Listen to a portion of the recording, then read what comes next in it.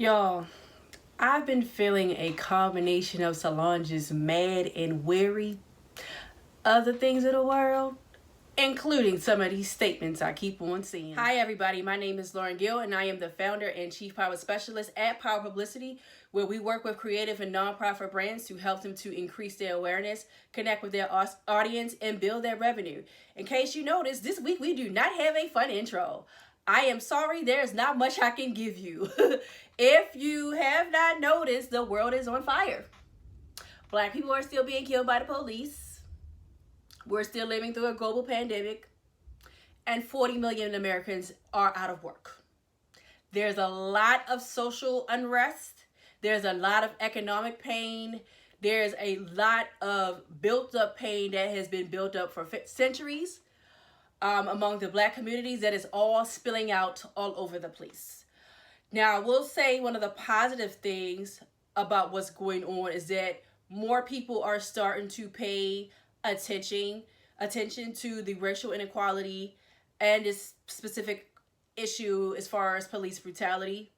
And with that, you have seen a lot of corporations and organizations come out to lend their support to the Black Lives Matter movement. Some of these statements have been great. Some of them not so much. So today I am coming here to speak with you guys, small business owners and organizations, on how to properly communicate at this time.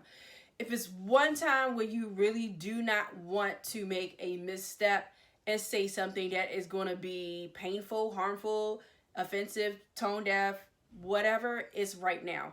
So today I am going to share with you just a few tips on how to communicate. So let's get into it. So number one, say it with your chest or don't say it at all. I'm going to say that again. Say it with your chest or don't say it at all. One of the problems I have seen with some company statements is the unwillingness to really specifically name the issue. The issue is the police killing innocent Black men and women. Unwarranted. That is the issue here. That's the first thing.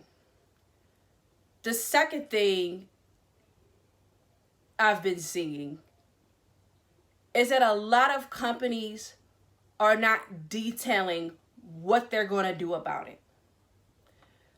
All of these statements saying you support the victims, you support the protesters, you stand in solidarity, you're listening, you're open. Those are great. That's a great start. Okay, that's a great start. But if the statement that you are releasing is not authentic to who you are as a company, it doesn't reflect your values, it doesn't reflect your current practices and your company culture, and you're not detailing how you are going to make the shift, it is better for you to stay silent. I would rather you stay silent or take more time to educate yourself and then speak than to say something that is not helpful or harmful. The last thing that we need is companies and organizations sending out statements that they don't really mean at all. So, if you are going to make a statement, say it with your chest or don't say it at all. Do not be afraid to use the term Black. Do not be afraid to use the term Black. I know people of color is a catch-all term that we like to use. That tends to be the politically correct terms. And in some instances, that is the correct term to use. But let's be clear. This issue of police violence, of police brutality, is an issue that disproportionately affects Black men and women. Do not be afraid to say that. Do not be afraid to say that. Now, what are some examples that have come out that have been some good statements? Ben and Jerry's. Ben and Jerry's came out and clearly said, we need to dismantle white supremacy. This is wrong. And along with that, they have been giving tips, resources of how their customers, all their stakeholders can take action to fix this issue. Another really good statement that I personally saw is DoorDash. The CEO of DoorDash sent out an email. Of course, he expressed sympathy. He expressed to the fact that he personally could not relate because, of course, he's not Black himself, but he's listening. But in that email, along with expressing sympathy, he detailed bullet by bullet how specifically he was going to address the issue within his company and along with supporting the movement and issue and cause. That is the proper way to make a statement. 1, you show sympathy. 2, you detail how are you going to take action. Now, here's the thing. If you do not have specifics on how you do that, like say, for example, if your company hasn't pledged to donate to organizations or donate to bail funds or set up some type of educational forums or partner with other organizations, if you have not did all of the dirty work, if you have not all the details, or you're still in a process of figuring out what is the best way for my company to do this, that's perfectly fine. That's perfectly fine. But you do need to communicate in your statement what are some of the things that you're looking at and that you are committed to taking action moving forward. That leads me to my next point. Actions speak louder than words. It's very surreal for a lot of people in the Black community to see all of these statements about how we're here for you, we support the Black Lives Matter movement, these killings are wrong, this is what we're going to do, we're all on board, where for so long they've been ignored, they've been disrespected, and just not being seen.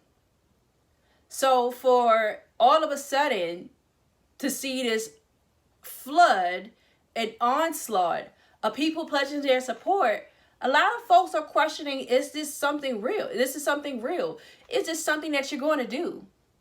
And good corporate responsibility is not just photo ops. It's not just statements. It's not just content pieces. It's the actions that you do. So if you're going to put out a statement, if you're going to make a commitment, please make good on that commitment. Now, what are some good ways that you could do that? One is, if you have the capacity, donate money. This movement needs money. These issues need money in order to do the work to organize and mobilize people. Figure out what are some good, reputable organizations that you feel comfortable with aligning your company and your brand with, and donate to them. Also, take time to listen. Take time to listen to what these organizations saying. Take time to listen to what your employees are saying. I've seen numerous stories of former employees of some of these companies that have made statements that pretty much spoke to how that company in the past did not live up to that statement, how they were disrespected, how they were not giving the proper opportunities, how they were underpaid. Right now is not the time to just give lip service. You really have to put some action behind it. So what are one of the ways you can do that? Listen to your Black employees. Give them an open and safe space where they can communicate, and then they can also give suggestions on how they can make your workplace better. Because if you're saying that you have this commitment to the Black Lives Matter movement, it's not just when somebody gets killed, it's the overall quality of life.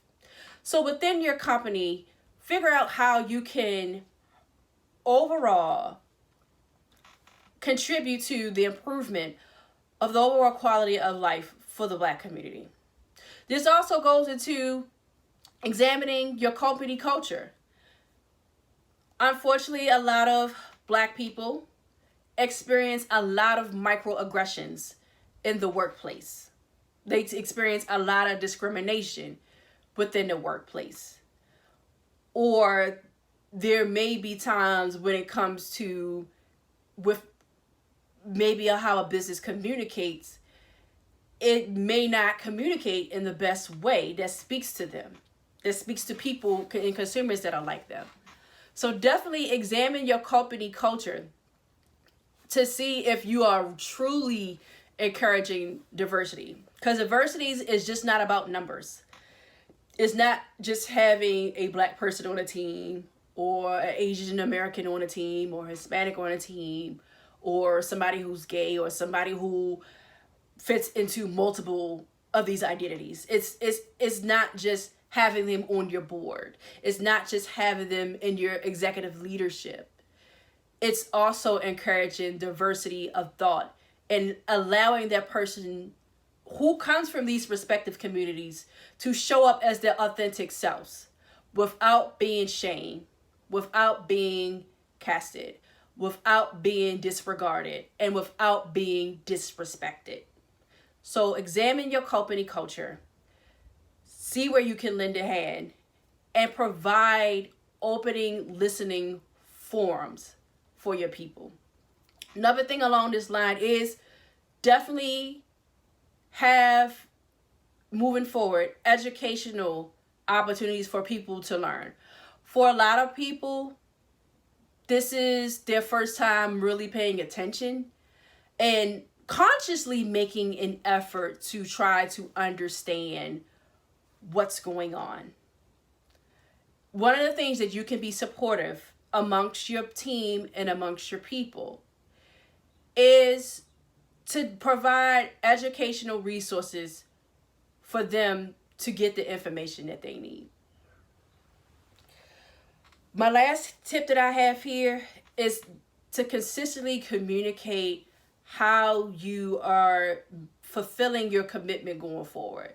So once this news cycle passes and everybody either gets back to the pandemic or something else in the news, because there's always something, make sure you as a company are still communicating and showing people how you are making good on your commitment. So let's say, for example, one of the things your company did is to provide assistance to Black entrepreneurs, whether you're giving grants, some type of mentorship program or something.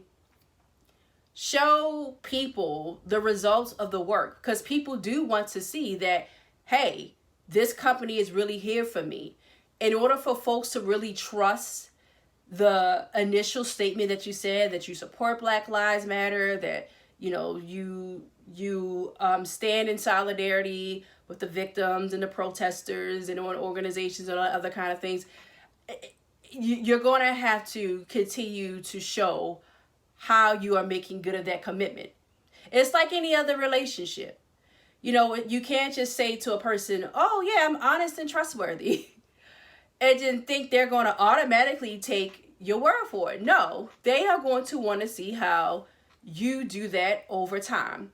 Same thing for you as a business. If you're going to make a commitment to donate money, if you're going to make a commitment to be more inclusive and value diversity in your organization, show how you do that moving forward. This can be in your social content. This can be in any newsletters you do. It could be in any of your news stories if it's appropriate for a particular news story at the time. But make sure you are consistently communicating what you're doing and be open to feedback. Particularly if this is a issue where your company hasn't had any alignment with, or the people in your company may not have all the knowledge, where they have to do a lot of educating and they have to reach out to other people. Be open to feedback from your Black customers and consumers. Be open to what they have to say and how they can contribute. So consistently show what you are doing. So that is all the tips that I have today. I appreciate you for being here with me and listening. And I really do hope that you take these tips and you apply them to your business, you apply them to your organization, and that they work for you.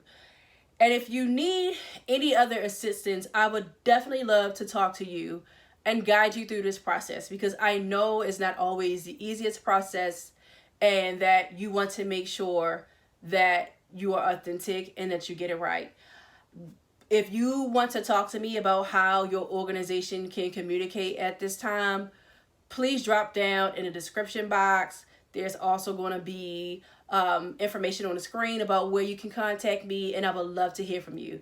Until then, I hope you be well, I hope you be healthy, and I hope you be safe. I'll catch you in the next video.